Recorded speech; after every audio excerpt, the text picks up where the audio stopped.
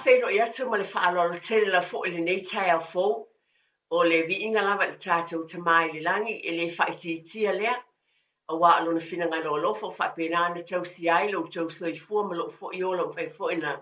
Tue mawale nei awa no tau, a wā fo isa whapoponga tātou por kalame masani.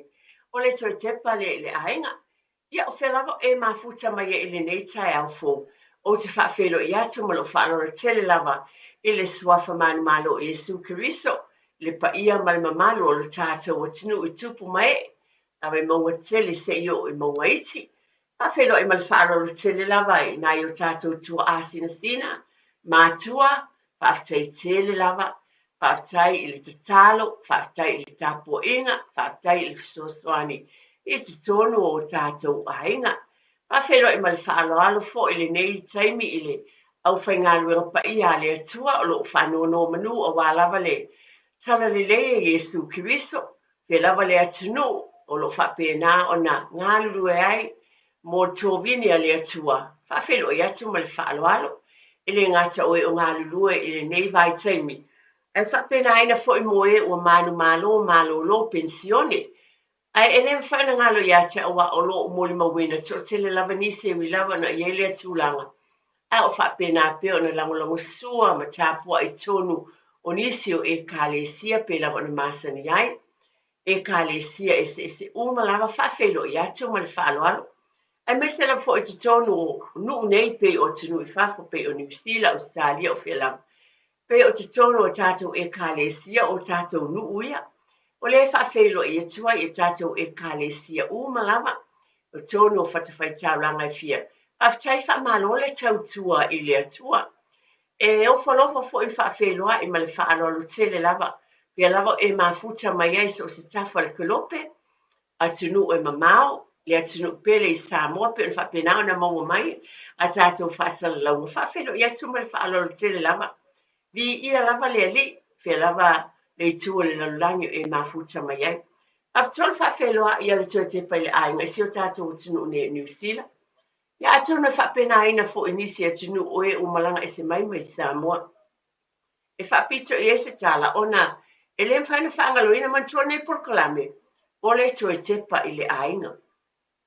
O le manuia o lo ainga i tu uma i le tino loto mawhauwhau ma le anganga. Na e fio mai ma e sunga i tono ni usinei na osau. Tātou sa ili malo whaftai tele lava. Le mawhai o nā tuina i la whawhelua i ma le whamalo. O na o tele o tātou ainga, o whaeaina o tūla i mai, o fisa o ngā luenga ese le malo, whapena fu o ngā luenga o whaeainai o kampani ese, we o lo ngā lulua i sose ngā luenga whaftai tele lava. Wa e manu malo whaeaina lo ainga, o tātou uma lava le nā, Samoa le nā, o oe le nā mau le nā, o lo ainga o whaeaina, o na o lau tautu. Malo lava le tauwiwi. Whaftai, wha malo le tauwiwi a wā, ana nofo ma whawai ma whapai e. Ia po pene le o i le vaenga. Ai sa e tauwiwi sa e usipoi tau sanga o tona i atu. Sa tātou wala po le tai au, whaatino ina o me te tauna whai. E ale na o whaeaina lo ainga. Whapena ai tātou umo tangata anu Samoa umalama. O le mamoli e tuali whaaftai ma le whaamalo i ate utou umalama. O whia lava o lo mafuta mai. E le ngata fo ilai New Zealand ia o tunu pe Australia, Amerika. Whia lava awa o le tūle nā pe o na o langona. O le tōtele lava nā o tātou wela ina tu ua le tātou o tunu pele Samoa. Ai o tali tonu fo isi o tātou tunu pele o Samoa. O ka le mātango fio le alofa o le atua. Loutou pa ia mal mamalu ma ainga umalama whaeaina fo i ma le tele o mea le lei o whaia le atua. Mo lo tātou o tunu pele. Nei taiao, ia e whawhelo i atu ma le whaaloro tele lava. Pe lava o e mafuta mai o tono mauta malawa. O tono o lau taavale. E lunga aua le tele, whapena ana whio iai a waiei o tātou tangata anu. A malola wala ngā lulue, o nā fo e te tono o lau taxi o lau Uber, whapena o e o ngā lulue, a wa o te loa iai nai ave pasi, whaftai tele lava o tau ngā lulue pasi. Ia ki mai fo ilo le tio isi taimi ma e whaafunga mai, whaafelo i atu ma le whaaloalo, o loli la o loa, ia whaafetai, whea lawa le ale ngā luenga, pio na uwhai atu e lese ngā luenga e whaatau waa i le atua, e au ngā luenga uma.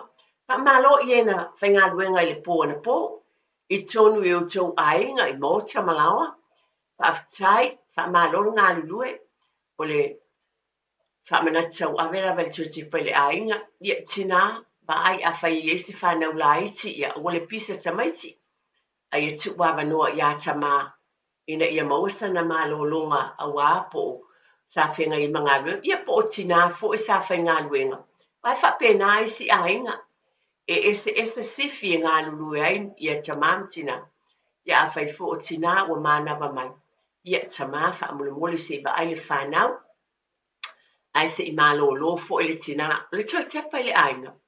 E ngā lulu e whaatasi le tamā ma le tina, o le manuia o le ainga, o le ala le tau longolongo i pēr, a tonu e le manatu mamafa i ainisi, a o le tiu te lea, ma le wala awina, ma le ngā luenga ne por kalami, e o lava i nai mea iti tu tonu o whea lava, e whaafeilo i atu waile por kalami, ma whaamanatu ma le whaafatai tele lava i au tau tua. Ma mea lelei umolo whai e tonu o tātou ainga. Nei taimi pe lava na masani ai whaafeloa i ma le whaaloa tele lava, pa ia ma le mamalu whe lava e ma futa mai ai, o te o whalofa ma whaafelo i atu. E te talo fo ele nei taimi, o lo iai ainga o fitia i le au pōmisa o na o le wala au pa ia le atua, o le te talo i ele file mu o le li i a te utou, i le o sautala a le upo le atua whai mai, a muia e whaanoa noa a wai whaamawhanawhanaina. E talo pe whai malanga atu, pe whai malanga mai, tonu o tātou e kāle si e whaamaise le atua. A ia manuia tā penanga mō tui sauninga, o e pele ia te utou mai tātou. Ili nei fo i vai e sā, o te talo lea. Upo le atua e amatai nai le tātou proklame i nei tai au. E o te amaia le fwai upo mai le, a whionga pa ia le atua ma le tusi o ngā luenga, a lona ma tā upu e wha. Ai, o lo ieni u whapea le whai upu e suru ma le lua, o te whia whai tawina e whapea. E le ai fo i se tasi wa iei le ola. E le ai se isi ngoa i lalo o le langi, o fua ina mai i tangata, e ma whaia o na whaola ina aio i tātou. Pai mai le fwai upu lea. E le ai se tasi ua iai le ola. E le ai lava se isi ingoa i lalo le langi o fua ina mai tangata. E mawhaia o na whaola ina aio i tātou. O na o maia leo le pese a tamaiti. O le pese o te fia la fo ia tono le a o ngā sasa e uso tamaiti. Pai mai e le ai se isi o iai le ola. O te fia whai tawina upu ma le pese tose la walsu ma le lima. E ka le sia whapotong ke wisian sa moe whapea. O le whauru talaina le ana o whai tawina nei, mai le ngā luenga e wha, e le ai se iei le ola. Pai mai leo le tali, la whai tawina upo le pese le avea ma upo taitaina ai o tātou ainga, e le neva e sa o se oso fo i ma le te pai le ainga whai mai. O ai e alo tātou wola, o Yesu wana oia. O le ola, ele uma, e maua ia te ia. Le whai upulo na lua e whapea, wai e le pulu banga. O Yesu wana oia. Nā whio mai le langi, e la vea i mai. Wai e le tōngi ola, o Yesu wana oia. Na malingi lava lona toto, e tōngi ola ai. O le whai upulo e tōngi, a le whai upu e whapea. A wai e le lawhitanga. O Yesu wana oia. O le whapaolo lava e tātou te maluai. Whai upulo na lima e whapea. Wai e le ala moni. O Yesu wana oia. O le ala i le langi tātou te uiai. A le tali e masani na tali tamaiti. I le pese le po wai e alo tātou ua. Pai mai le tali le whai upunu. Vave mai ia. Ia sa ili. Ia Yesu ia olai, o le ola e le uma, e maua ia te ia. Ona tali ai le fai upu a vea matatou mau le nei vai asu. Pe ona ta ua mai i le whiopa ia le atua le ngā luenga i whawhai mai. E le ai fo i se tasi ua iai le ola. E le ai lava se isi i ngoa i le langi. Ua fua ina mai i tangata. E mawhai ona whaola i nai i tātou.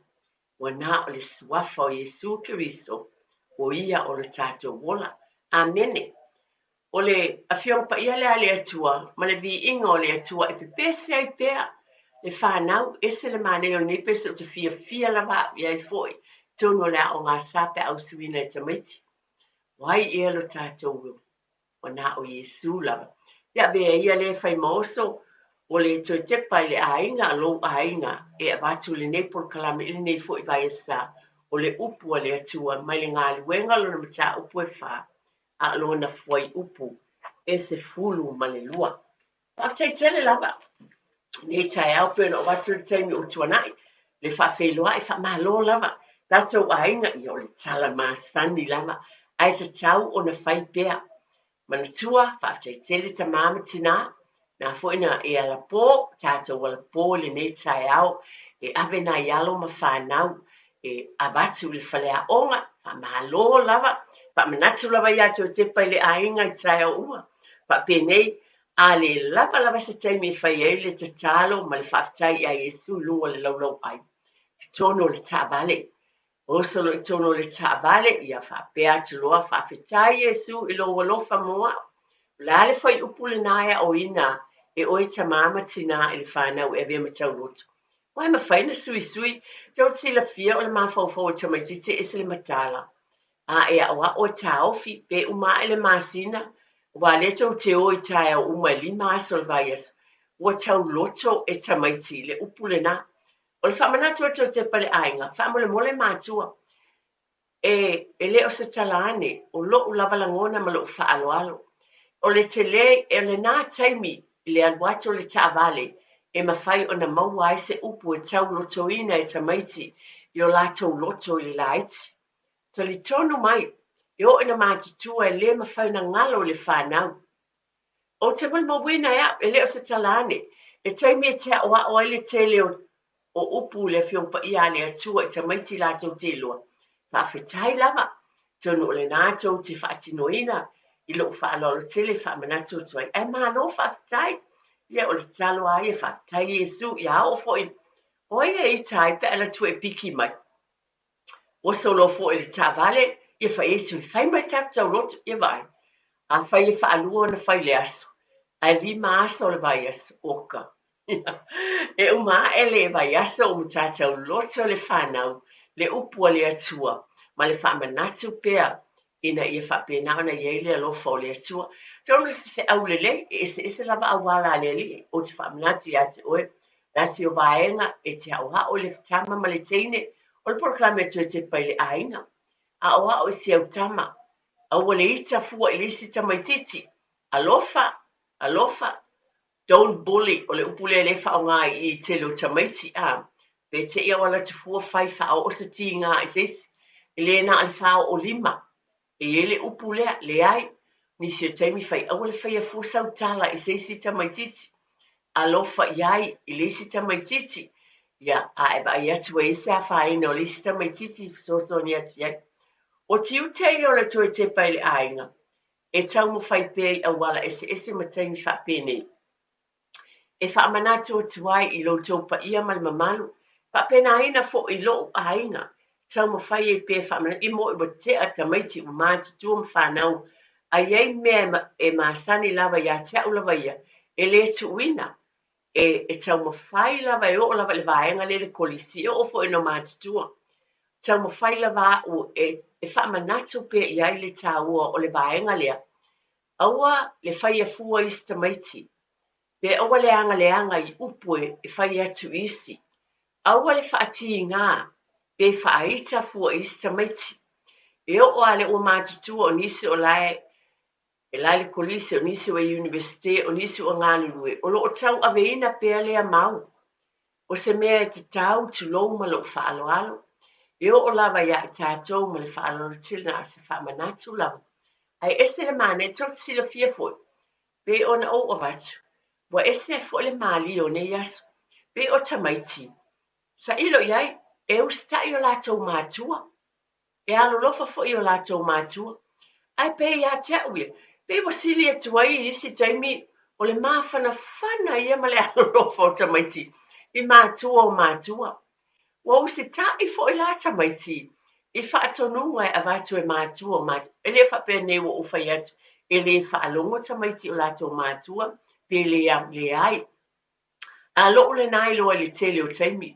O le close o tamaiti pe mawhana whana. O nisi o taimi. O le o tanton e se saa mai loto. Ma matala mai a lātou tala ma whailoa mai mea. I mātua moa ule eia. Iei mea māsani e te i mātua le whai atu i stasi o tamaiti. Whai mai ia. Oh, wa tuwha mai. Wa tuwha mai ia te oe po wau. O mea e nisi o taimi e le o tuwha. O le vāwala lata lea. A o awa noa tāua ia mātua. Peo na batu. O le vā o mātua ma whanau. E te tūwhai foi, ma e sanga whamanatu atu iai, a meisa le vaenga lea. Aua e te whaia se mea le fia ai se si tamaititi, ma na tua whai maile, a fiong pa ia le atua, awe iai ma le whai mai, aua e te whaia i se si se mea, e te le fia foi oe, pe a whai mai se si a te oe a, e te mana o whai atu se mea le lei whapena fu ena e fia pe anga le maile, le tangata i a te oe. Neta ama no o mantua ia.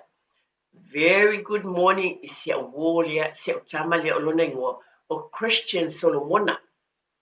Talofa Christian Solomona ia fai e mafuta mai i o te alofa tele atina mo oe. Ole tama le o Christian wo o fai o fata alofa iai. Ole matou pito no ole ala le o te fia lava o Naples kalame. Waftai wa le nei tamaititi a waia fai mai a te au.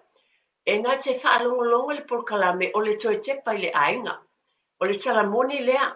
O le ala lea o whatia Christian. Ia o te whaatalofa tia o le tā porkalame.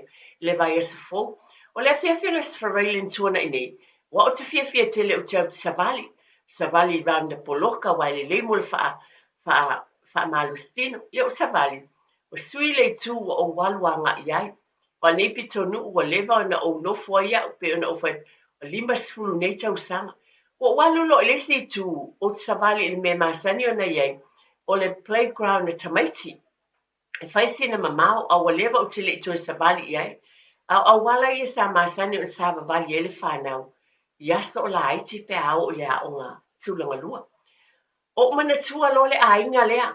O se tasi o ainga o lea ua whasa fulu ma le walu tausanga. O no no foi fo le mātou pito nu. Ainga le au Solomona. Le whalitua ia tiama malonali. O mana tua loa, se o walu lava, po o iei le ainga lea. Ia o te i lava le whale lea, wa o te mana tua le whale lea le ainga le nei. O na o se tasi o ainga e ese le mānei o lātou tonga la au.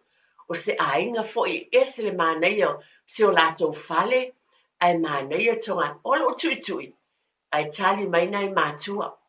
A le ali i le o Christian, ia, wo o fia lava o mawhelua iai. Sfulu ma le valu tausanga. Ai, wa o fia, pai mai Christian. O lai, o, le li, o te whaalongolongo atu i lau polo kalame al tuti palainga. So, good morning, Christian. Alofa tele mo oe. O le wingo o lau tala. E te whaafetai i tamaiti. E o lava fo i tamaiti ia. O lea lātou te iloa, ma lātou maua fo i se mea tāua. Mai te tonu o le Naples kalame. E le whapela e ave e se isi se vi inga. O le winga whamatalanga o watuai. A whai o whaafonga Christian ma fia fo ia. No winga whaafitai. O lo iei fo i seo ngā. Mō le whanau pe a whaafonga mai i le Naples kalame. Ia o le atu i nātu i sunga i atu e tia. Mō tātou whaasalau whaapisinisi. Fo i mai to e whaalualu le tātou porkalame. Whaawawina. Ia, o le whaapoponga lava neo tātou porkalame o le tuatepa i le ainga i le nei tai au. Soi fō manuia. Pia lava o lo whapena na e mafuta mai e te tono New Zealand nei e tunu e whafo. E tunu pele Samoa o le stalo lava. A whai lava e se ainga o a ngā i ele nei porkalame beto o tati lava. Whaamanatu tāua e porkalame tuatepa i le ainga le bao mātua whanau. Ia vi i ai le li. Pea na o whai atu, o nei mea tātou te tau mwhai pia whamanatu, e tā ua mō tātou ainga, pe o mea te tupu i aso whai so o pia na watu whamanatu, mō le whanau, e le tu una lava lea, i le teimi e mwhai ona mafuta, o le tau o se teimi, quality teimi tau o le mea alo fasili, mō tō walo m tātou whanau. O le vai aso tōna i nei, a tōnu, na o tō tuli loa ina lava le vaenga lea, o le vai asa tuana i nei pia na abatoe se whaamanatu i le tūlanga lea i le ataunuina leo tātou whainga pālota ma ia whapena o na mautinoa ua whapena na le stala i tātou uma o wale whainga pālota i le masina o Novema i o le te le taimi ai ona o le porkalame al tue tepa i le ainga e ao ngā tele le whaamanatu mole lava le tātou pa ia ma le mamalu o le tātou watunu o le tāua ia o le tātou iai o sofinu. E mai se la, o te fi a maia le vaenga lea, o le vā o mātua ma whanau, a o alo atu mo le whainga pālota. No o tilo, sa fesili tangata, paasa le lau mai o atu fo ie. Le teimine wa pisi o tele le au, vaenga o pāti o whaeloa lātou policies po o lātou tūlanga fo o mea whaia le mālo o swinga, mani mea fo ma tūlanga whapena. Be ta fa pe fa to sina le po ta wina mai o mea la tu te fai ai na ola tanga ta fa sal lau e sava vali le awal ma fisilia na tuli loina e tanga fa sal lau le tu pulanga le o fai na palot a ma ta se sul valu o le to tele o ilato e fisilia ai fa mai le palota e le fai atu foi po le stala fa mai le ai pe o le ala le ana o avatu le vai aso o tuana. Le whamanatu i le tatau o na le stala ma le tau o le palota. O te lola vai au, o na o tātou ainga ma lo whaalo lo te le lava. Pe o na watu nei por kalame, o na o se whamanatu e watu i o tafa. Ma le whaalo lo te le lava. Mana tua, o tātou ainga, o le tele o teimi lātou te whapeane ma o whapea. Tau matale soifuanga. O le ale mea o te tau lofi na ngalo, o le titi le tutongi, le anga le tutongi, whapena o tangata le pasi, tangata pensi, le tue tau whailoa. O mea la vai te sila fia o o tala noa i ai li soifuang. Ai, tu lola, ai, la tātou ai, e ma whai ai o na whaatinoina o nei mea o le ala lea o te whaamnatuai. Ai, ave lai tono o tātou ainga. Malo na o whai atu ma o tuli loina lava. O na o le vāo mātua ma whanau. O i tātou lea i ei grandchildren foi. E o whai a wea o umana o loa tala noa la whanau. Mai wa umatina. E te tau o na tala noa mātua ma whanau. Po whanau foi i whanau. O la ni o lātou langona. Mana tua foi. O la e o i a onga. O ani me lātou te iloa, ilo lātou iloa i whale a onga. O ani me e te tau o na, pēnā e se swinga. O ani me le lei o te tupu i te tonu o le whale a onga. A o ani me lātou te iloa foi i lātou, o me te tau o na lei ai. Koe se whate te inga a whai manao ia, e te tau o na iei te me tele mō, por kalami pēnā se whate te inga, mō o ame o lo whai tonu i whale a onga. Ona ftatala noa le anga i le pāti, po o ai lea e keita, po i eiso lātou whina ngalo, mō le whaaleleina i te tonu o whale a onga. O ina e alaina o avatu, e tā ua leo mai o mātua ma whanau. E tau tala noa, alena ova aiana nafi televisi, sa whaatala noa mai Yamin Starle, o le Malo Leo National, e no o te tonu whale a onga, manisi o mea na tala noa. Pio le winga leo se whaamatalanga. I lo ainga, mai se tamaiti o mātitua, ia i e leo amata o le universite, mātitua o e fo i e o amata o nisi o ngā lulu e part-time. O ani mea o lātou langona, o ni mea e manatu lātou, awa e te ofo foi, o nisi o tamaiti e se matala o lātou mawhauwhau. E vava ai i luma, o ani mea te tau o na sui, o i la i whainga pālota. Wa te tau fo na tala noa mātua, tūrau lava. A tonu mō nisi pe papeane, ia o lale mea e whai e fua, a tātia i le mālo mana tua. E iei lau wā ia, o le tangata nuu, ni sila o le tamama le tina, o lo ainga, o tātou mō kesi, o tātou investment, ainga o lo iai tupe o lo whapele, o mea umane, o lo i te tonu, e wawa aile ainga i le pāti, po o o lo iai, wala na o avat, ele o te le alu ni polkiki, a le winga o la utala, iai lau wa ia o oe na o leo ngā mō lau ainga, o ai le pāti e te vai atu, i mea o lo o lātou a maia, e fesoasoani mō tātou ainga, i le vā o mātua ma whānau. E mawhai ai o na tatongi le tātou mō kesi. E tau ngofi ai le tau o le vai, o te tau atu, o le anu le ele tise le ua iei nei ma tau tia le tau o tā.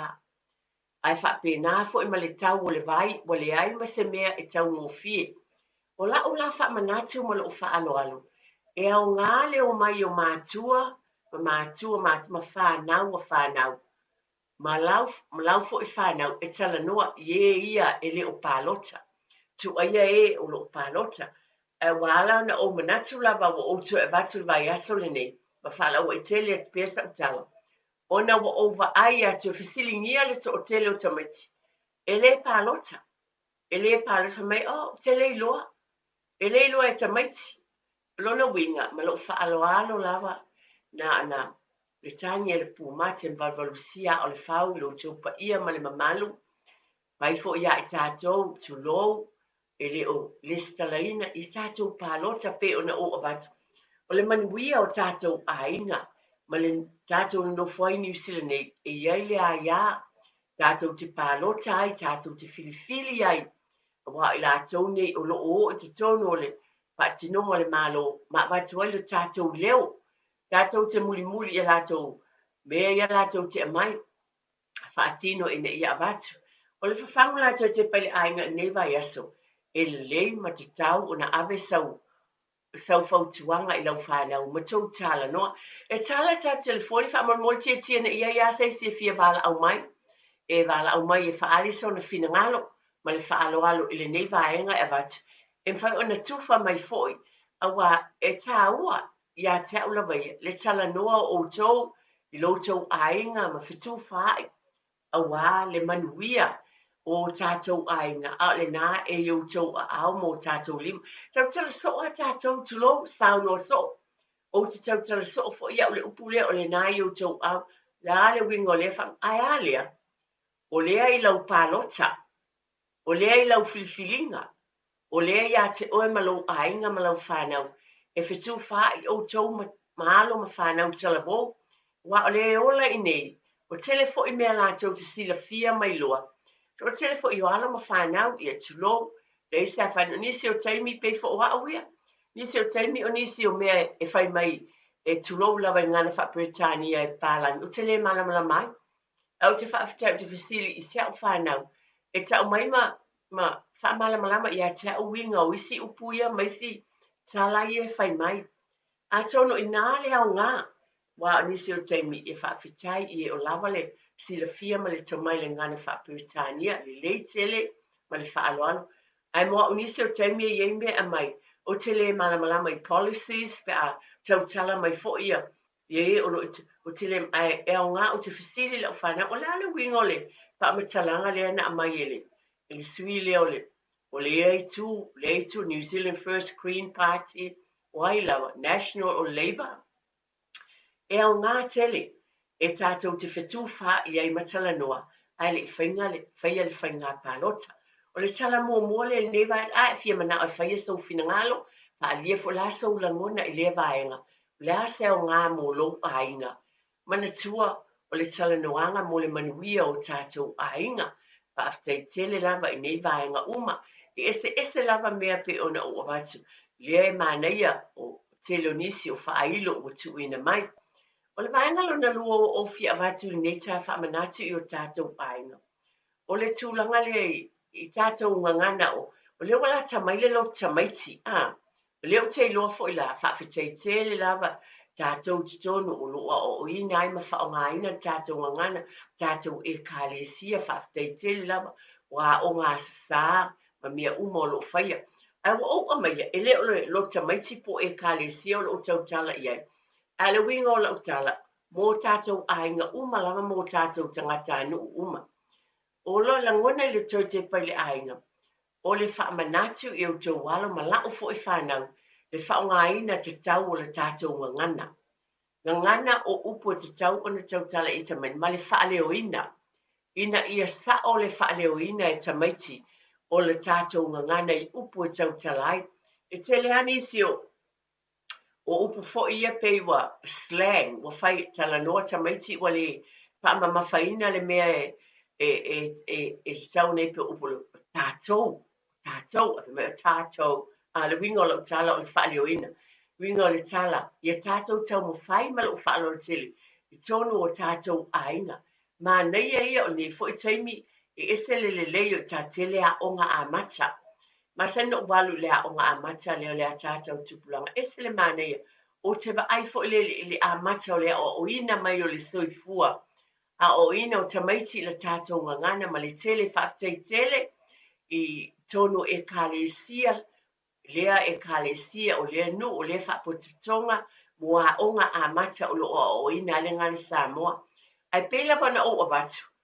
Mai te tonu lava o le ainga o le whale a onga mua lea mo whanau. A whai e tau tala o te lo whainga ta e o fo i tau atu. O fo i whanau wa lau whanau. O matua i whainga ta lava i le ngangana whaapuritani. E tau tala. Anisi o taimi e ese lava fo i le whale o o te tau mo whai, ia whaaleoina upu male, te tau mo o whaasao, le whaaleoina ina ia tau tala, ia whaaleoina upu tamai tulou lava, na le whaamanatu lava mai whawhangu a le tōtepa le ainga, na ana o watu lava e sa tuwai malu puenga i sau finangalo na ia whaina, ai o wau ia whaatepa tōtepa le ainga, o e silasila te toa ma o mata ala i neimea, whaaleoina o upu le ngangana Samoa tamaiti. Yo o foi pe a pese tamaiti. Pese tamaiti i vi inga po tātou pese au. Me le pe o fete esele manaia. Whaftai tele lava ia o ngā sasa. Whaftai lu tamaiti. Wa o ina. Ia o ina i le telo whanau le taimi le nei. Pio tasi nei taimi taua. E ma futai ma whao ngā in tātou ngan. O le taimi fo ilea. E te tāwai o nā o ina le whale o ina le leo le tātou ngangana i upo tau talai le whanau. A oa o foi ma lo whaalolo tele lava. Tasi le nei mea o te avatu pa mole lava. A oa o tamaiti aua le tali e pe a amu isi tamaiti pe a se le whale o ina o upo. O tātou i o le iuma nao tātou pe o le wik masani ana tātou ia Samoa e tali e a se tala se tali moa o ia e iei fo i tamaiti o matua i le toi fia tau tala i ngana Samoa ona o la tau tala wa e a amu o tali e a le whaale o ina pe se man tu po la tātou e tali e a ona o tātou wa ia mātitua pe o tātou masani le tali e a e le a whaina i lo fina ngana mo lo loto inisi o taimi wa pe a se si e o ia tātou ele ngalo ia tau stasio por kalame no walwa ine. Sabali e loa le tangata le tamaloa le nai lumole o le stage a le parangi. Ana tau sulu wapa le alo le talia tangata i tono. O le ho e tu mai loa e tasi foi o tina matua i nā aso fai mai. Ha mole se awale talie o lewa ele le mo le na sabali mai. A le palangi le na savali fo long stage a o tato yo le tele o taimi tulo e moni o te ata fo i au nisi o tempo la o ta masani e fo i o te ita o tangata Samoa isi o te ata fo i le po la au nisi o taimi na le whaamanatu tato wa o fo i whanau ia awan itali e fo i le pe a se a fai fo wa maole ata ia vaventu e whapeat oi malia lo loto ai fa pena tātou mani e lo loto. Wape o tātou masani ai. E se lo se si e ataloa e mali e lo loto. E ai fa pena tātou a wao ia o te wala mo tātou whanau o le whaale o ina o upo le ngangana tātou tau mo whai ma le ono sai. Ono sai tātou mātua ia a fai fo e ata o lo lo fale ai o ta mai ti a e o le ata pe asele ta la lista mai ai fa pena ona o le langona le nei tai o le fa manatu i le tatou ngangana ma nei e tele le tautala i le ngangana ai te tau fo le tatou matala i nei mea le fa sa o ina o le fa le o ina o upu e tautala le si va hanga ta o manatu lava e o te mana o te tufa tua i aso nei o le tūlanga le o le fesili i le tangata ma le whaongaina na o walu ma o manatu lava e taua na o walu i se maliu usa ua tonu vai asa taluai e malie lava po i le la o manatu e tufa atu sau fo ia o talanoa ai i whanau ala whanau ma o tufa i ai wai te tau lea ua loatu loa i le mele na o walu iai ia mātou wheloa i lo savali mai loa ia tamale o Samoa anu me lofa mai ai mātou i loa tālofa na uma tālofa mai oi oi ai oi oi o le tāla le na whai mai atia ia o ta o tulua le o lo moa ma papena o ma fau fo ilia ia te o saulo o tala noa atu i whanau a whanau o whai atu iai vai a whai o tangata whato a e whitau i lava iai pili a wane i whai iai oi oi a ia u lava ia o lo o lava langona whaatina ma le lotu ma whapea e mwhai ona e whapea ia whamui mole a whai whainga tāte le tamati wai upu māsani e tātou le ngana Samoa ia e tele upu tātou whaongaina au lau talan whai tamai nana e whapea lava e whaamole mole o ai lo suafa whaamole mole o ai lo suafa o lo suafa whaamole mole aua ne e whai se tangata oi oi awa oa mo wa uia whapea tālo whai ai o langona lea mo a o le po kalamel to te pai le ainga e mawhai i taimi whapene i tonu lava o lo ainga o na ea o le whanau ma tu whātu mai se lava whanau o tātou fo ia pe o leo te ta watuale ta sa o iatea sa o whai se o tama le le aso le o le atali i le usfuru wal tau sanga whai atu aloha mai pai o whamatala i te le i tau iai le tangata whai mai oi i le longo le le pai te whai alo whetau i masa tangata matua po ai lava foi pe matua pe la i titi e te whai ai ai te le lo whai whaamole mole lava o ai lo suafa pe la winga le lau tala o tātou anga nuu whai mai o le alofa o le whaalo alo o i nai mea iti lava ia ona o le to te pai le ainga o le ala le o te avatu lava ma le tu whaatu ma le whaalo alo ma manatu i o tau walo ma lau fo i whanau pe ona avatu o tātou bala awina lea o tātou tofi o tau walo ma lau whanau tātou tea o hao i upu e tau talai avatu le nganga ma le loto ma le whaalo alo na le whailawa i whaamole mole o lau talawa le po le alawa i te whailawa le upu le whaamole mole ina ia i loa ai po ai lava le tangata le tau tala e te tala noa i ai a wa le ngana whapiritania ia pai tu e tau tala ma le whaalo alo e loa lai tamaitia le ngana whapiritania e tau tala ai mo le whaalo alo aua ni i whai ia au lava ia wa aua ni i whai oi aua e o fo i le leo e o fo le whaaleo ina o tātou ngana ma mea o mo e batu i le nganga whaalo alo e tu whātu ai langona i nei tai pe ona o whaamanatu e tāua o taimi lelei ma tāu o taimi o talanoanga ua o whaamanatu nei tai au oe e te tau ona whaatāwaina le whaaleoina o upu le ngangana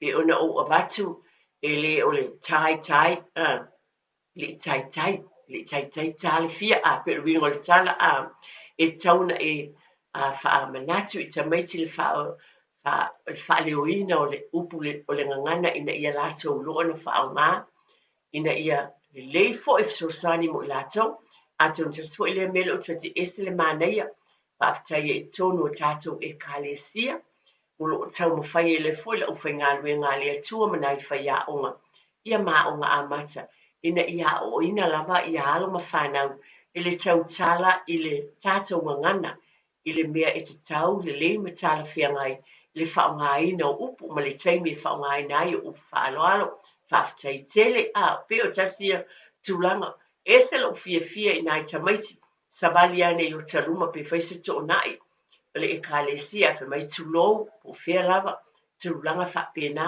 o nei mea uma e se le māneia, tātou tau mawhaifo, nisi o mea, ta ilo iai lo tau ainga mo tara, asilisi me o te manatu lava o le whanau, whaile apa whano o le tamā ma le tina, tūlou lava, pe a whai o iai tua a sina, i tono o tau maota malawa, o tamaisi, grandchildren, a whai fo o lau whanau ngai laiti.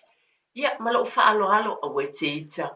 Pa mo a wala vai o stina, e ese le au ngā, e te sila fia, e mata tua lau whanau, i le taitena ngalo, e o fo i la tau whai le whanau, wala tau lo fo i le o onga lea, whai le apa whawhano, tātou la vai e tātou tū maanga, e ui an tātou mai ni usila o lungo lau ai e ale taimi, ia, stoi lu sila o matua tulo, ia le whaongaina le neifi ma le tui, ia e whaongali ma, ia e batu ia le apa whawhano ia whai wata o na i whatasi mō mai, a whai fo le tau a hainga ne nā la vai, tau te no whatasi, ia o whanau, o, tamaiti whai le apa whanau ta māma tina, ia mai whape, wai lau le lei, tasi le upu, wai lau le lei, ia, e tau te lo o tau e se le māneia, wao i fo i se saa toi wha manuianga, a mātua po mātua le whanau, ia, pe ato tolo mai si o watari i tu mai le apa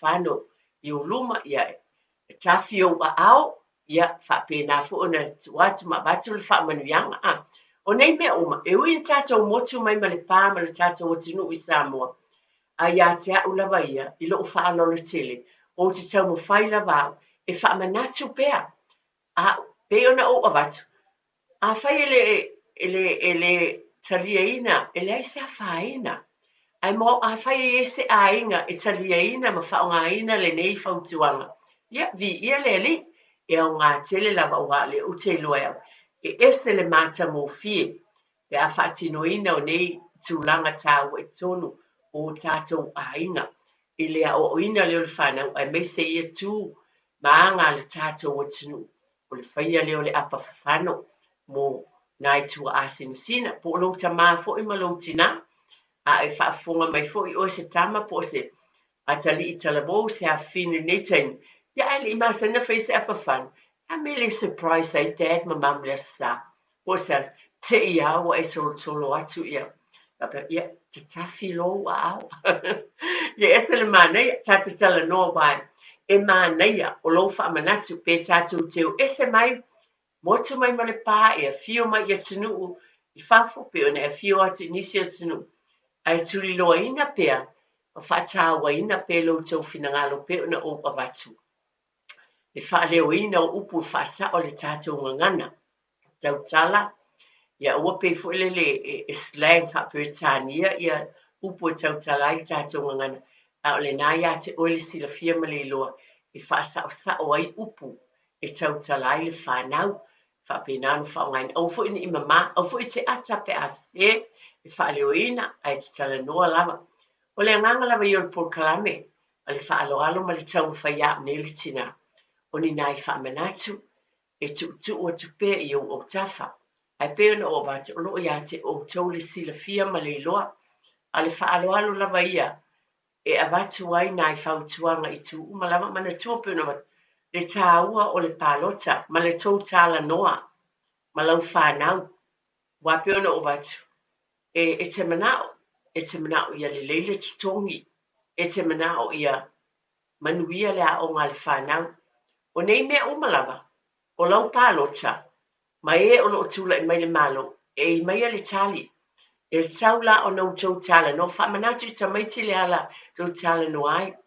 Wa vaenga ye a mai vaenga le lato pe o le o tele o ka le wa mata fo le tele o fai lo mai me o la fai ia pati mai pati mana yo fa non fa mai lisi pati so sani Mariah fa pena tele dis pati fa pe le fainga ma le fainga ai o tato e tala no i tato Tony o tato ainga mai fa pena o to fa manatu atu pe na batu vai aso o to nai ia po wali stala mai se la foi le vaenga la iti le pio no ba so tele yo ila tau na interview a ele li stala fai mai fo ila tau ele palota o le moli mau fo ele mai o le so tele o tangata ele palota New Zealand ma le sfulu valu tau sanga e o le lua sfulu ma le lima sfulu ma le valu o lua sfulu ma le lima e ala na o avatu ele o se tangata pe o ye se pati le ai ona o le taua o lou ainga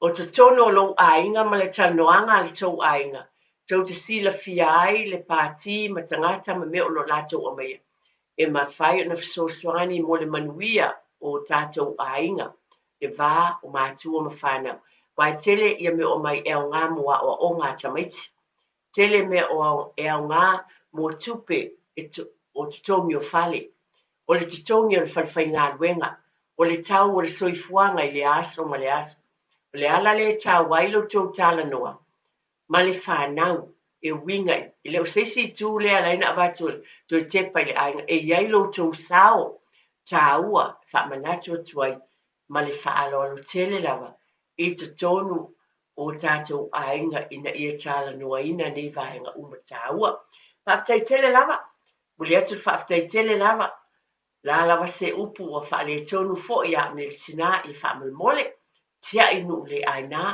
pa wata talo al nei por kalame ma nei malo falo tele ye lava se o nga ma le fa manatu ia manatua lava por kalame te pale ainga o le manatu ina ia manuia no folele pe alfani o tato ainga pa mo mo le lo fo le tua e ta i lo to fafo mo tato fale ele fsilingia le manatua le upuna au tu ia le nei tamu le fio pa ia le tua o ai e lo tato wola o Yesu lava na o ia le na o le ulu o tātou ainga.